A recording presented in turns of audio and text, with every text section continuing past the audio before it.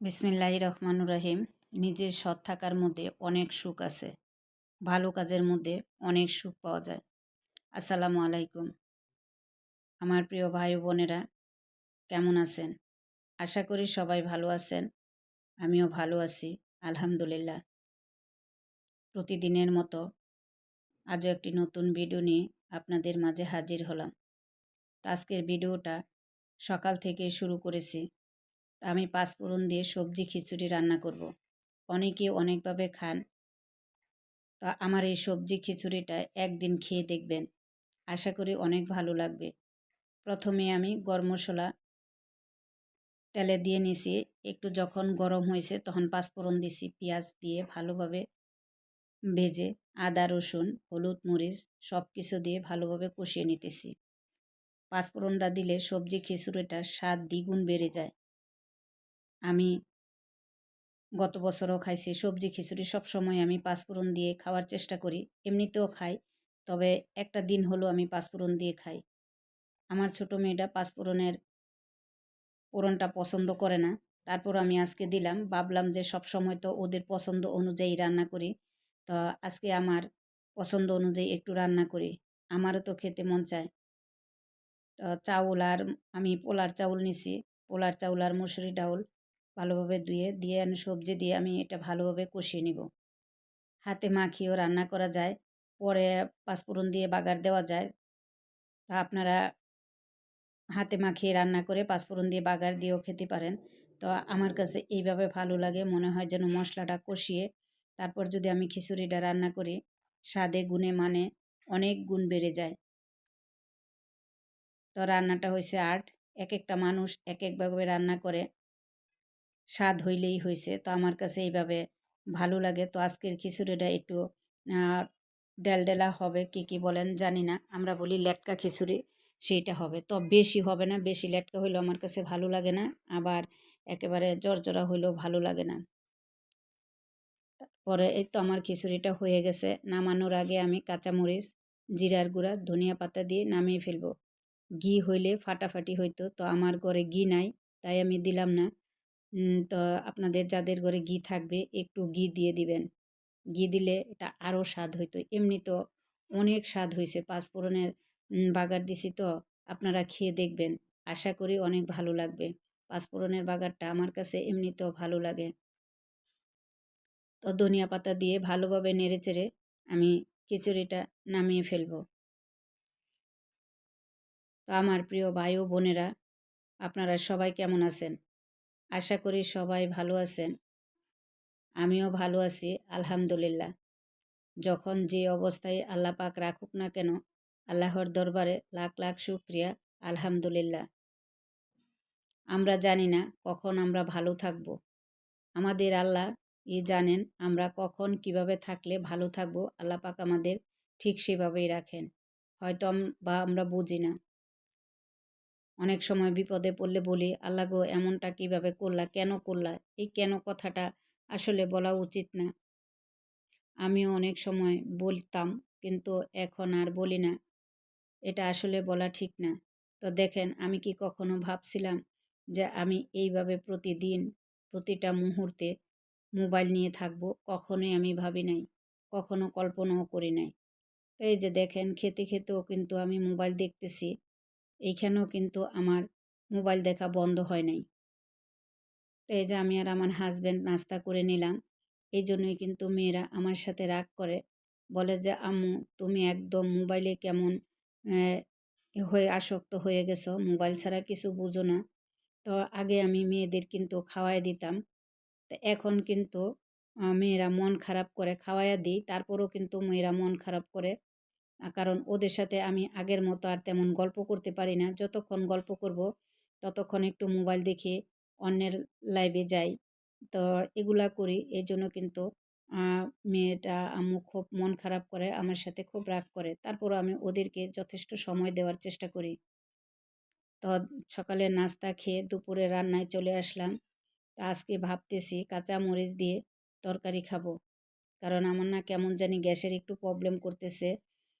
কাঁচামরিচ দিয়ে তরকারিটা খাইলে অনেক ভালো হয়। এর আগে একবার আমি এরকম গ্যাসের অনেক প্রবলেম হয়েছিল, পরে যাই খাইতাম আমার খুব সমস্যা হইতো। তখন আমার এক বান্ধবী বলছিল যে, "তুমি কাঁচামরিচ দিয়ে তরকারি খাও।" তখন আমি অনেক ভালো ছিলাম।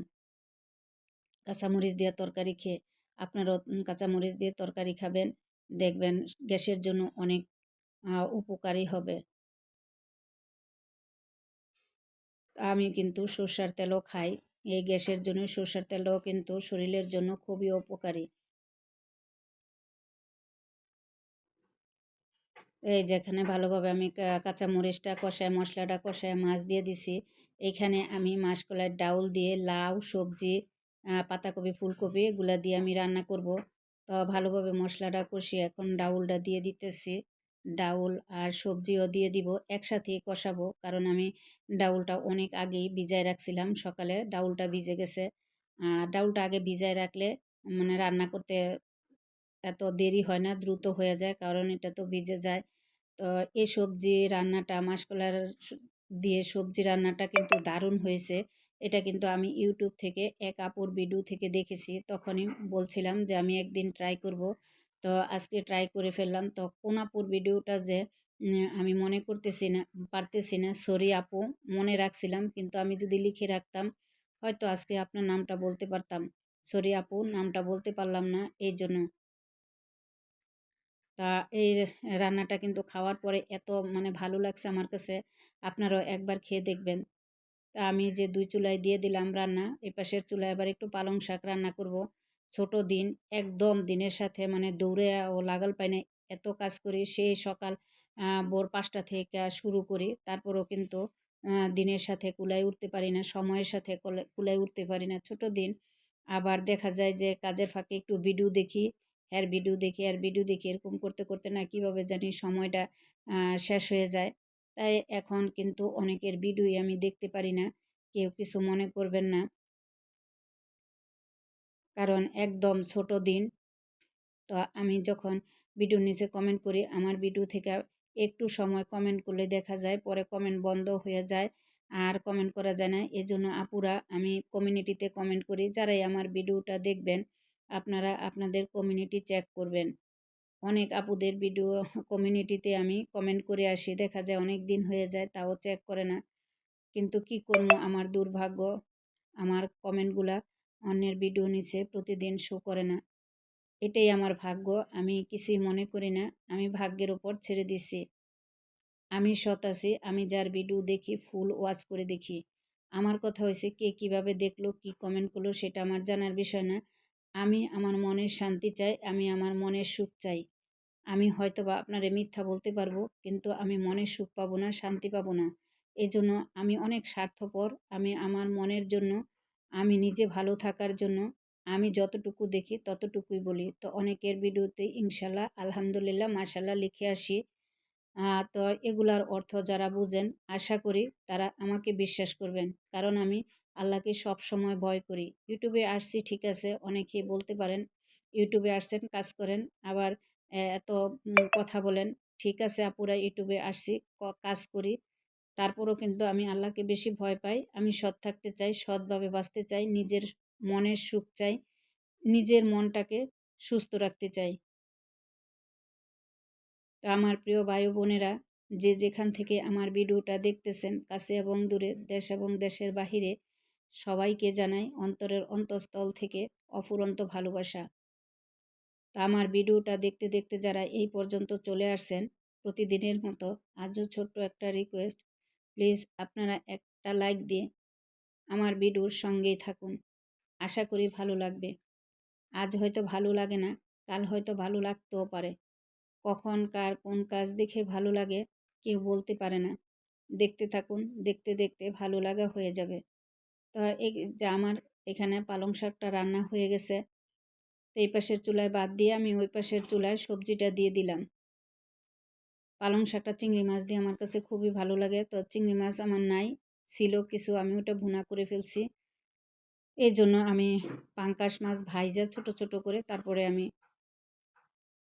পালং শাক দিয়ে রান্না করে নিলাম। তো এইখানে আমার তরকারিটাও হয়ে গেছে, আমি ধনিয়া পাতা দিয়ে নামিয়ে ফেলবো। তো নামানোর আগে লবণ দিয়ে নিতেছি।